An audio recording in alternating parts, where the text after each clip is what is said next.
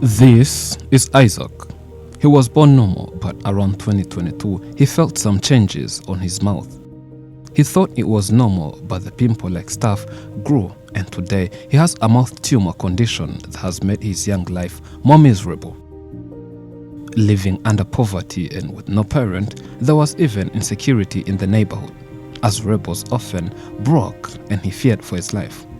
One day, he woke up and decided he was on a journey to save himself, and in so doing, he found himself here. I came here from home by foot since I had no money. I slept on the streets for 3 nights without food or anywhere to sleep, just with a name to see someone who could help with treatment. Whichever hospital I went in, they would just lock the doors and chase me away. I maybe thought God would help, hence going to churches. Unfortunately, church members also shut doors and prevented me from entering. And just when he had lost hope, homeless on the streets, something he thinks is a miracle happened. Michel came to me, found me hungry. He had some money and brought me food and water, then asked more about how I was. So I explained the whole scenario to him and he gave me shelter. Merci beaucoup. Jina langu yemoko Michel. Niko evangelist na niko mambo wa Fondation Espoir. Michel is an evangelist and one of the members of the Espoir Foundation, which simply means hope. He met Isaac on his journey to a nearby town in Bukavu on a port, and he was shocked by his appearance. He had never seen anything like that. That was in September 2024. I took him to the hospital. He had no one to look after him, so I had to bring him home, and we've been living together ever since. On the quest to find his parents, only his father was found, contacted and said he's a soldier deployed far in the northern part near the Sudan border, and had been with Isaac for a few years ago when he was still young, but he finally left. And since the mission isn't over, he can't return anyhow. Unfortunately, the mother has no phone and communicating with her has been impossible. On his condition, our foundation offers help. Some examinations and multiple scans have been carried out. Some hospitals here in Goma were afraid of treating him due to lack of experience, and we took him to Mulago Hospital in Uganda, fearing that it might be cancer. However, results have shown that it's a tumor without cancer, and that is something positive. So what's next, we asked? What follows for this young man?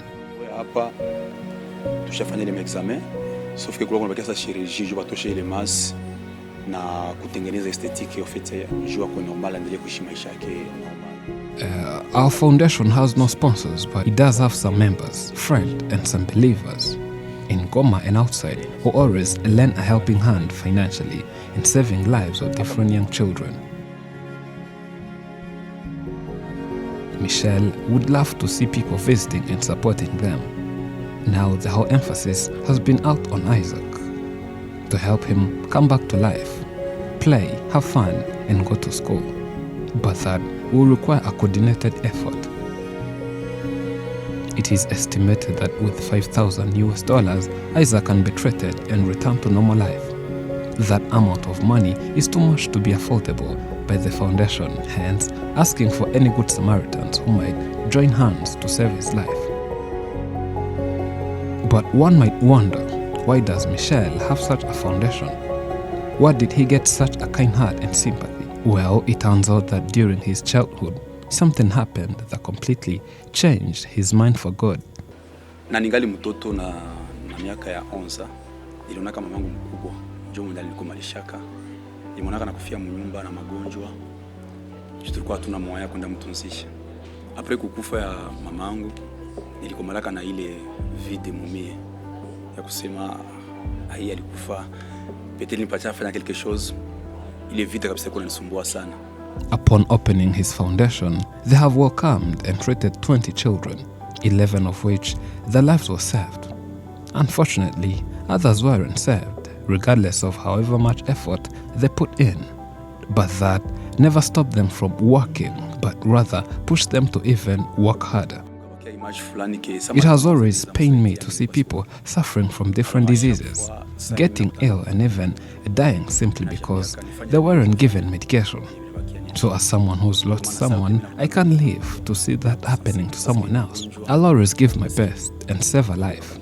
Luckily, a few people join as I cannot handle it all by myself.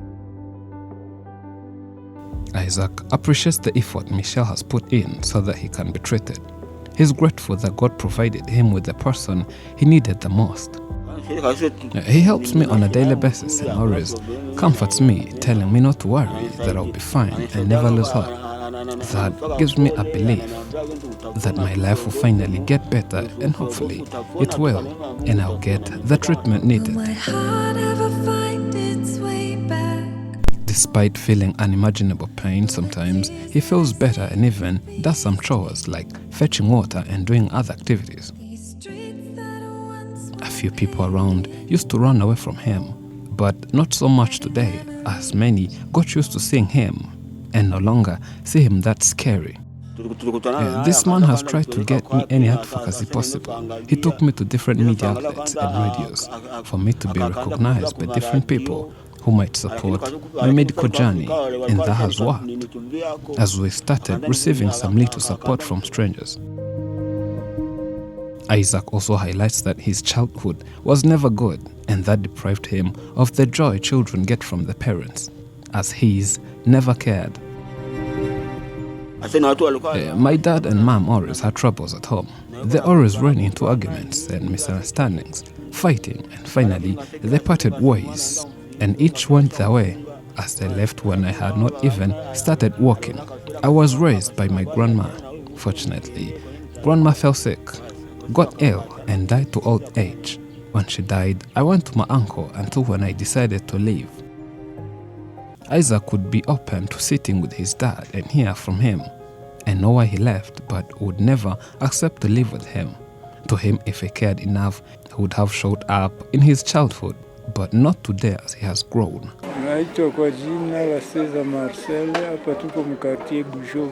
Marcel is a neighbor who sells wood in this community, and as a neighbor, they would like to see him get treatment because they believe he's a hardworking person, and if treated, he would prosper.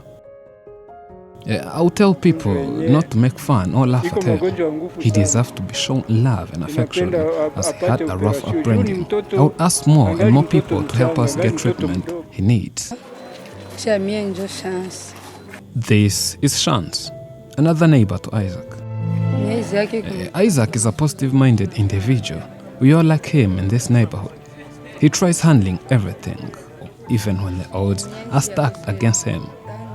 But he's brave and he's never bothered. Isaac's story teaches us to remain humble even when things don't go our way. We wish him all the best. Thank you for watching. I'm Elijah and this is UB Media. Remember to subscribe.